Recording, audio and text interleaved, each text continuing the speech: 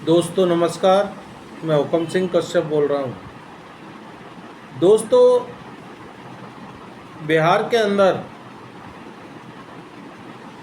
Voter अधिकार यात्रा को लेकर राहुल गांधी समेत पूरा विपक्ष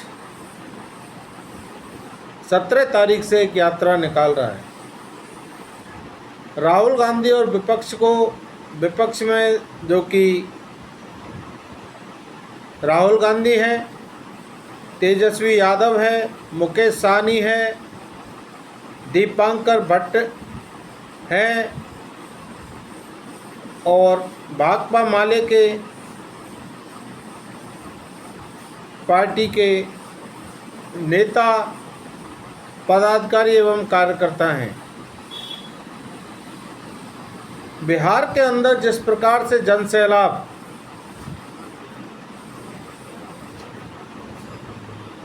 सड़कों पर आ रहा है और कल रात की एक घटना, एक भारतीय जनता पार्टी का पूर्व विधायक एक छोटी सी बात को लेकर और अपने कुछ चंद समर्थकों को लेकर और राहुल गांधी की यात्रा में रोड़ा अटकाने की कोशिश करता है। लेकिन वहाँ की मौजूदा कांग्रेस की विधायक, जो कि महिला विधायक है, उस पूर्व विधायक को, जो कि भारतीय जनता पार्टी का था, पुलिस और प्रशासन ने काफ़ी समझाइश की, लेकिन वो नहीं माना। जब महिला विधायक अपने समर्थकों के साथ में आई और उनमें तनातनी हुई, तो उस भारतीय जनता पार्टी के विधायक को दुम दबाकर वहाँ से भागना पड़ा। साथियों, इस प्रकार का माहौल हालांकि मास मीडिया और देश की गोदी मीडिया समूचे देश को नहीं दिखा रही है, क्योंकि सरकार का उसके ऊपर दबाव है। सरकार यात्रा की सफलता के कारण और पूरी तरह से घबराई हुई है। इस बात को लेकर कल देश के गृह मंत्री अमित शाह ने लोकसभा के सचिवालय को एक पत्र लिखा कि हम एक बिल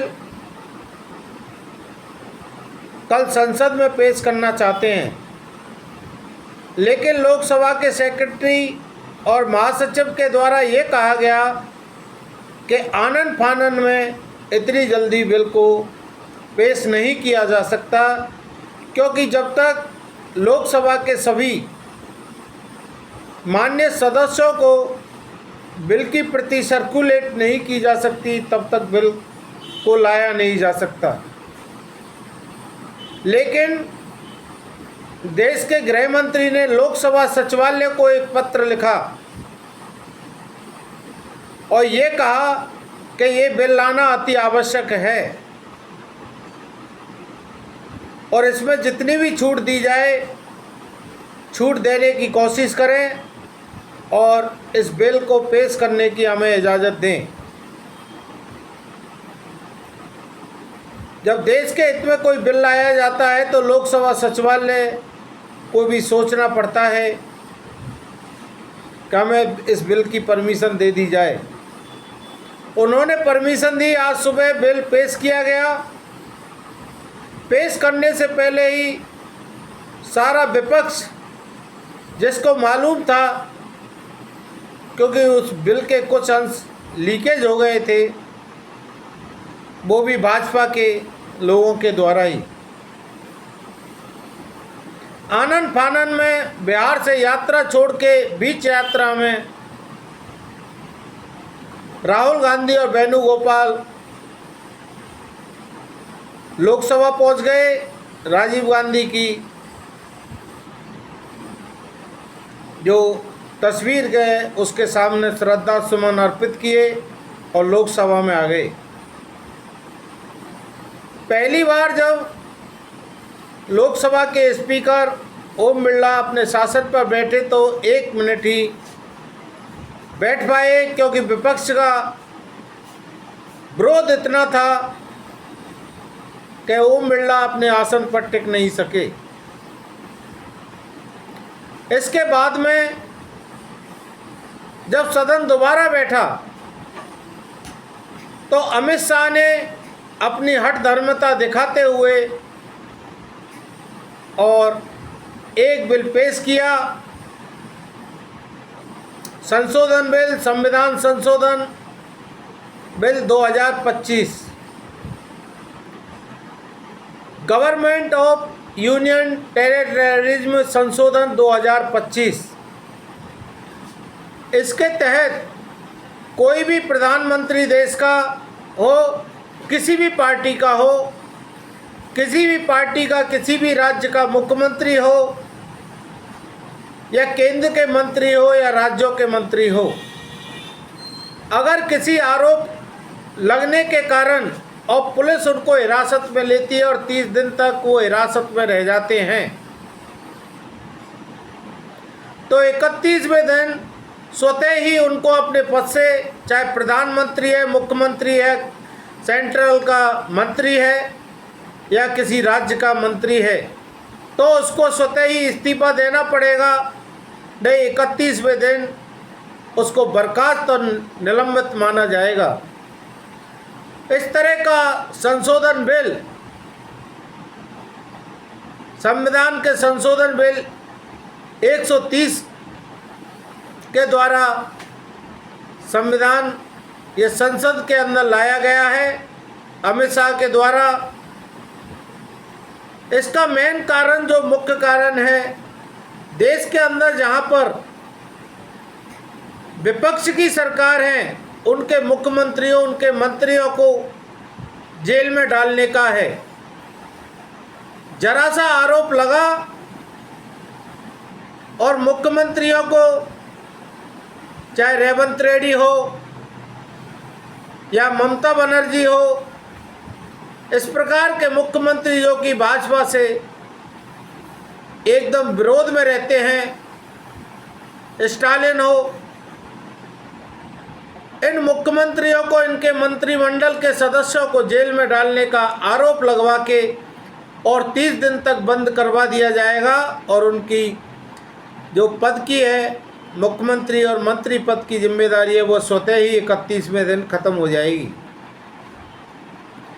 भारतीय जनता पार्टी के लोग, जिसमें मोदी और अमित शाह, इस यात्रा से पूरी तरह से घबराए हुए हैं, क्योंकि उनकी चोरी पकड़ी गई है।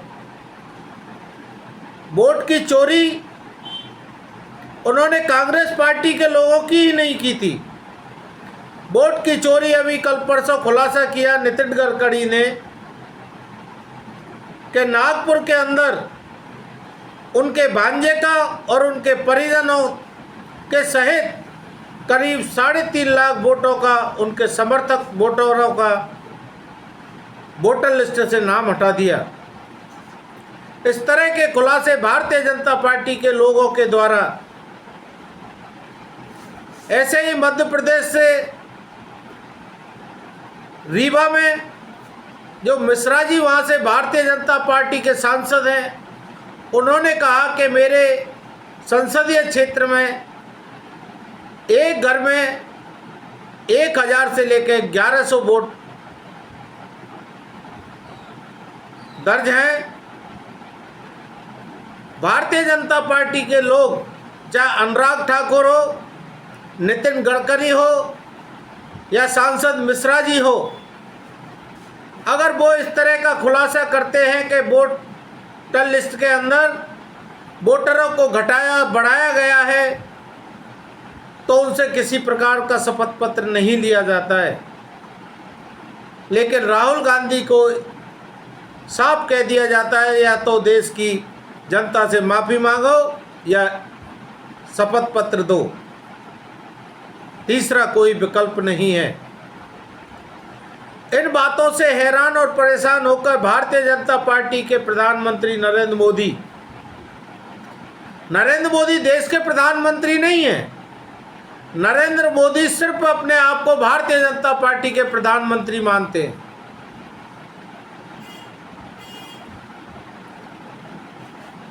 उन्होंने अब देश के अंदर आज 20 अगस्त का दिन है, एक दिन शेष रह गया है। 21 अगस्त को लोकसभा स्थगित हो जाएगी, मानसून सत्र खत्म हो जाएगा, लेकिन 130वां संविधान संशोधन बिल के बहाने एक ऐसा बिल पेश संसद के अंदर किया है कि जिससे विपक्ष मुक्त भारत बन सके। साथियों, जब ये बहस हो रही थी, मैं इसको बड़े